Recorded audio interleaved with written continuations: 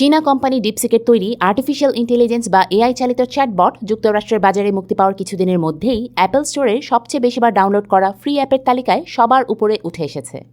এই অ্যাপের হঠাৎই জনপ্রিয় হয়ে ওঠা এবং মার্কিন এআই কোম্পানিগুলোর সাথে ডিপসিকের তৈরিতে খরচের পার্থক্য প্রযুক্তির বাজারে বড় ধরনের পরিবর্তন এনেছে।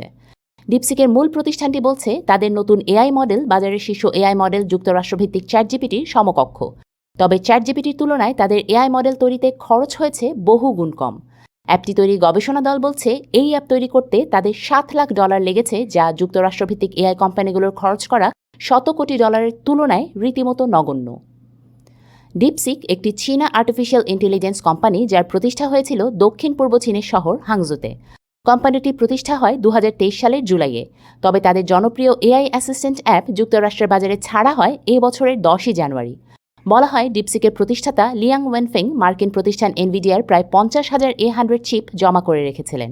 এই A100 চিপগুলো বর্তমানে চীনে রপ্তানি নিষিদ্ধ।